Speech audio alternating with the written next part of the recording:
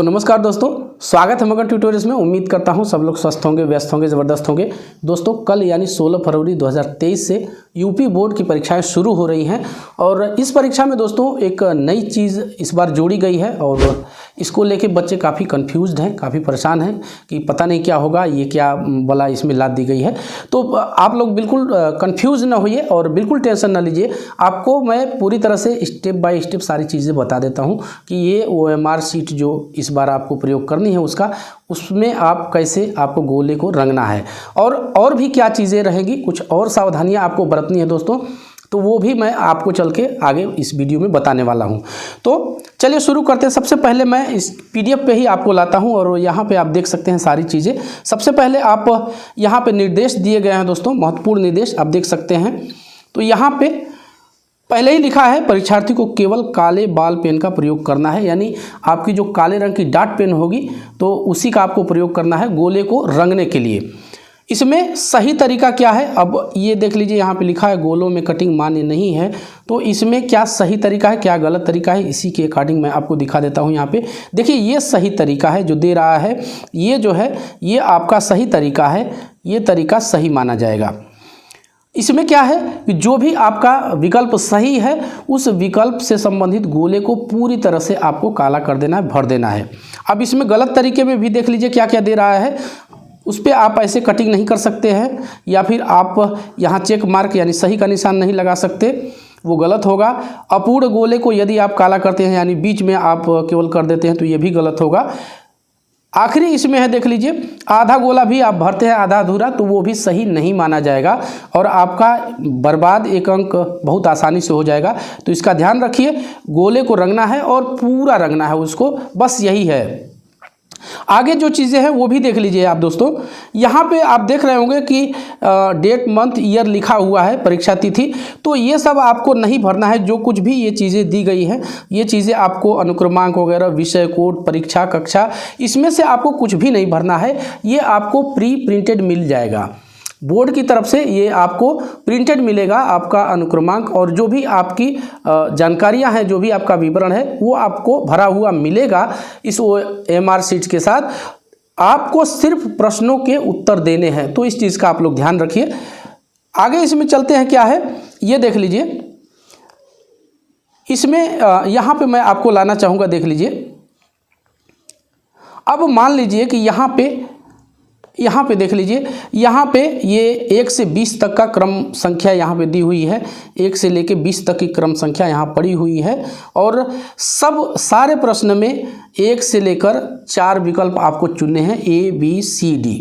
तो मान लीजिए आपने पढ़ा और आपको लगता है कि B वाला सही है, तो B वाला सही है तो B वाले को आपको पूरी तरह से काला करना पड़ेगा और इस तरह से आपको काला करना है। जैसे B है सही तो आप B को आराम से ऐसे पूरा, मैं आपको भर के ही दिखा देता हूँ, यहाँ पे ऐसे पूरी तरह से इसको काला कर देंगे तो ये आपका इसका मूल्यांकन हो जाएगा, इसका वैल्यूएशन हो जाएगा, कोई दिक्कत नहीं होगी।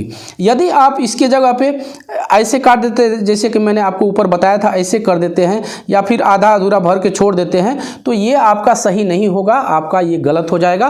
फिर बाद में आपको जल्दी रिप्लेस भी ये नहीं होता है, आपको ये पता होना चाहिए। तो एक बार फिर मैं आपको बता देता हूं कि जो सारी डिटेल्स होंगी वो आपकी प्री फिल्ड रहेंगी, भरा हुआ रहेगा। उसमें आपको यहाँ अनुक्रमांक या फिर जन्मतिथि या फिर आपका जो कक्षा है, इसमें आपको कुछ नहीं डालना है, ये पहले से प्रिंटेड होगा। आपको सिर्फ और सिर्फ प्रश्नों के उत्तर देने हैं और गोलों को काला करके ही उत्तर देने हैं। एक चीज़ और ध्यान रखिएगा, इस वाले डमी प्रपत्र में वो चीज़ें नहीं दी गई हैं, तो मैं आपको अलग से उसको मैं बता देता हूँ। जैसे यहाँ पे ये चीज़ दी हुई है दोस्तों, तो इसको तो आपको करना ही है।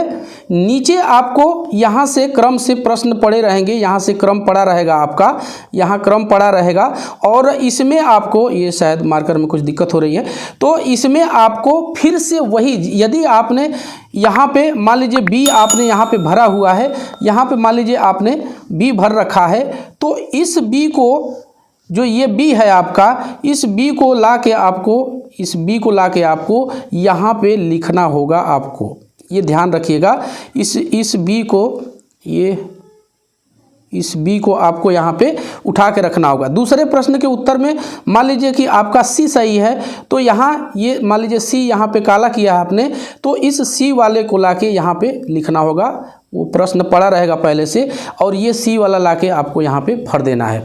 अब जो कक्ष निरीक्षक रहेंगे, जो आपका निरीक्षण करेंगे, जो कक्षा में रहेंगे आपके रूम में, तो वो क्या करेंगे, उनको फाड़ने के लिए बोला गया है, तो आप लोग अपने से न फाड़िएगा, वो खुद ही आपको वो फाड़ के और जहाँ जमा करना होगा वो अपना जमा करेंगे। लेकिन आप लोग इस चीज़ का ध्यान जरूर रखिएगा कि गोले को भी काला करना है आपको, और उसके नीचे जो सीरियल नंबर लिखा रहेगा बिल्कुल उसी तरह से लिखा रहेगा जैसा आपके प्रश्न पत्र में है।